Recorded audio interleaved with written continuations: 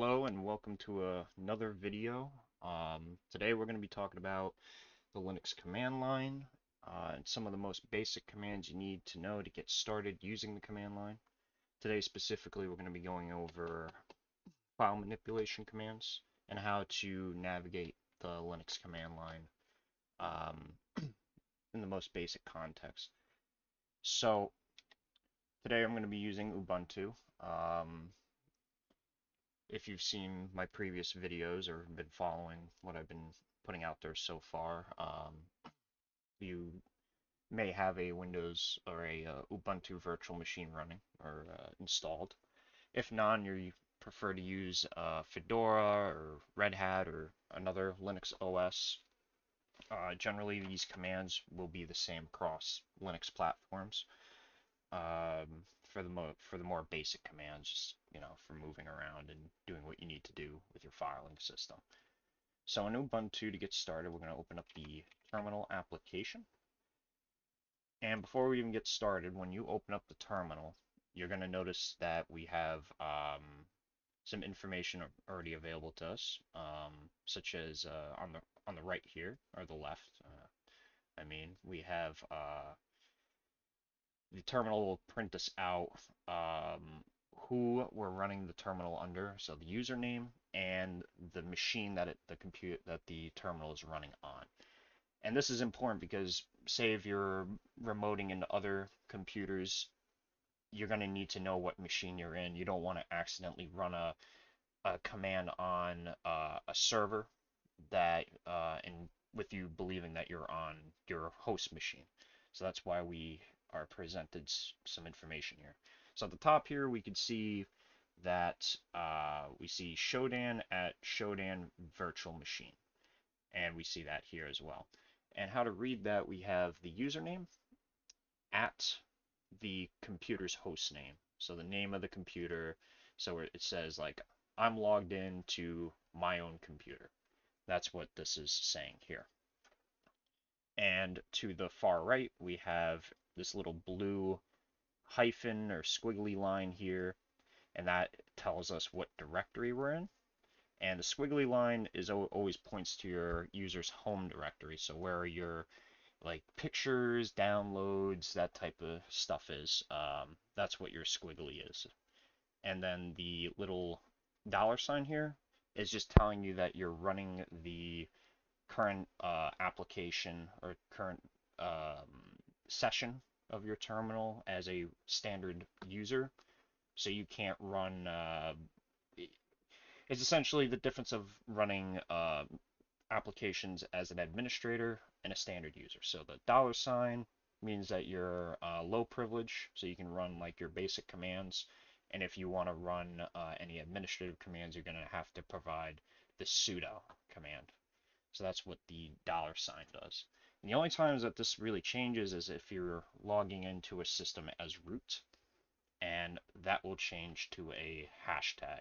So you always have to be mindful of that, because when you're running things as root, you can accidentally run something you don't mean to run, and might accidentally delete a system file or manipulate something that you didn't mean to, right?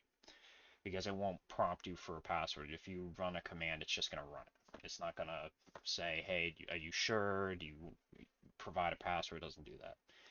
And just to show you the difference, we can escalate our terminal here to root by doing sudo -i, and we will see that the username has changed to root at Shodan-virtual machine, and now we have the little hashtag. So that is how you would read the this leading portion of each line of your command line. It's very important to know for security purposes, knowing where you're at and just having a familiarity of your bearings in the terminal. And now, as far as changing directories and what this little blue squiggly here is, I'll go over that real quick. So let's say we wanted to change our directory to something else. You would use cd And what that means is change directory, and we can put in a path. And now you see that our little blue text here has changed to that directory, right? And we can see our files in there. Now, let's say if we wanted to go back to our home directory, and we could be very deep in the filing system. We could be like somewhere, let's say, these paths can get pretty long. And instead of having to type in the whole home path, we could just specify like, hey, I want to go back to my home directory.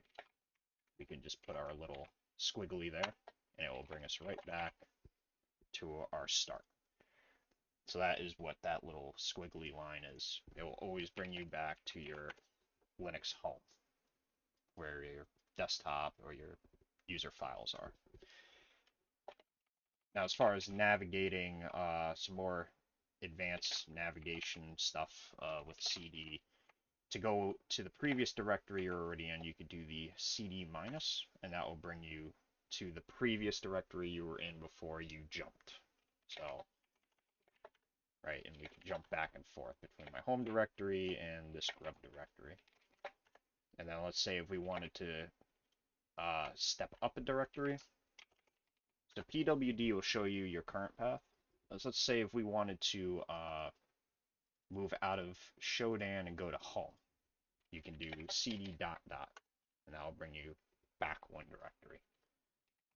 And then we can move forward by using what's known as the relative path. And what the relative path is, it's just if you have a directory that you want to move forward to that's in your current directory, you can just specify the directory name, right? Just the name. You don't have to do the whole, what's known as the absolute path, where you have the whole file path, right? So this would be the absolute path, and then this would be the relative path of my home directory, because it's one subdirectory from the directory I'm currently in. So that's relative versus absolute. So that is CD. And if you ever want to learn more about these commands, a good command to know how to use is the man, which means manual. And pretty much all the base Linux commands have a man reference manual built in. So let's say if I want to learn more about the CD command, we could say man CD, and there appears to be no manual for CD. Okay, let's do man ls, and this will show us some additional functionality for that command that we just provided. It'll give us a little description of what the command does and all the little arguments and flags you can provide to have it do different things, which just will lead us right into the ls command. So let's say if you CD'd in, or you have your terminal open and you want to look at the current files in your directory, the directories that you're in, like the home directory. You would do ls, and what ls does, it just lists the contents of the current directory you're in, or what you're pointing to. And there's different flags you can use with ls, but the basic ls just prints out your file contents, or the contents of your directory. Very easy. It's a very easy command, ls, and there are a lot of different flags with ls, but the one argument we want to discuss today is the -l. And what -l does, it lists your directory contents in a long listing format, which means it'll print out some additional information from top to bottom instead of from left to right. So if we were to run the ls with -l, we can see that we have a lot more information here, along with the contents of our directory. And this is a common command, especially if you want to know more about who can modify a file, when the file was last modified or created, the size of the file. That is what the -L does. And to read this, I'll make this explain this quickly. So the first, from the far left here, we can see that we have some RWX, right? And what these correlate to is read, write, and execute permissions. And if we have a D in the beginning, we know it's a directory, right? So D, directory, read, write, execute, right? And how to read this, I'll go a little deeper. So we have in the middle here, we see that, Shodan being my user is the owner and the group ownership. So this is the person that owns this directory. And the first read RWX says that my user can read, write, and execute files under this directory, or we can modify the directory name, right? And then the next bracket here, or the next R-X means that the group has read and execute permissions, but no write, right? And then the last box here says that everybody else or any other user on this computer can read and execute files under this directory. They cannot modify or like change the contents of those files, but they can read it and execute. That's how you would read this. This here is the file size. So this is 4,096 bytes of data. That's what's taking up. And another flag that you can use to have this print out in a more human readable format is the -H. And you can either specify it in the same argument or you could do -H like this. And usually I just do it like that. And we can see now it says 4.0 kilobytes, right? And then of course we have our date modified. So that is how you would read everything from the left of the file name itself. So that's ls. It's a very, very good command to know how to use. And for cybersecurity, for system administration, it's very essential to know how to read that. Okay, so now let's say if we wanted to create a file, how would we do that? So there's different ways you can create a file, but the easiest way is to use the touch command. So we can do touch.test.txt. And if we do our ls-l, we see that we have a new file in here. And it's owned by me, and I have read and write permissions to this file, so I can modify it as I please. And to modify it, you're going to want to use a text editor. And Linux comes built in with different ways you can write to files, but the easiest for beginners to use is Nano. And then what Nano is, it's essentially like Notepad on Windows, but if you were to run it through the command line here. And it's as easy as that. You can open your file and you can write content to your file. And to down here is we have our commands that we can or directives to like save and exit. And what these mean, you have this little caret which means control. So if I wanted to save hello world to test.txt, we do control O. And it says, write file name to write to. Do you want to write to this file? You hit enter, yes, and it says you wrote one line to that file. And then to exit, it's control X.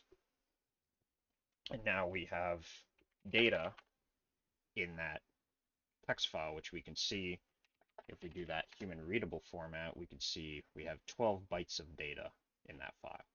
So it's compared to the 0 before we modified it. And of course, you can read about the touch command in the corresponding man pages manual. And we can see, description about, what it does and some of the extra functionality that is packaged with it. Now to read that file, to output the contents of that file from the command line, we do cat. So let's say there's a file in here, we want to see its contents, we do cat test.txt, and we can see it says hello world. So that is some of the more basic ones. And what cat, we can look at the man page for cat by doing man, and it will tell us what it does. So it concatenates files and prints on the standard output. So the standard output on the command line. And with cat, you can do more than one file. So let's say we have test2.txt. We want to put some stuff in here. We can do cat, and we can provide two arguments. We can do test.txt and test2.txt, and we can see it printed both files on the same, right, in the command line in sequence. So we'll print this one first, and then this one. So that is, some of the basics of cat. It's a good command to know how to use. Now, if we want to create a directory, we would do mkdir. So make directory, and we would name this anything you want. The second argument would be the name of the directory, so we do test or example. And if we list that out, we see that we have an example directory. And we can move into that directory, and we see that there's nothing in there currently. Right, so that's how you would make a directory. And to move files, let's say if we wanted to move the test files that we just created into the example directory, we would use the mv command. We do test.txt, example, and then move test.2.txt to example. And we see that they're not in our current directory now, and they're in here. So that is how you would move files. And to copy files, it's pretty much the same, except you're going to use the cp command, the destination file, the file you want to copy, and then the destination, so the name you want to copy it to. Now we have test3, which is just a copy of test, right? And to delete these files, we can use the rm command. So if we want to delete test3, we can do rm test3.txt, and that will delete that file. So that is some of the more basic commands of Linux in the command line. The most basic ones you need to know to move around and manipulate files and write to files, read files. And as we go deeper into the command line, we're going to be discussing more advanced commands and functionality in the terminal, especially if you're doing, cybersecurity, or you're interested in doing, system auditing or pen testing or system administration.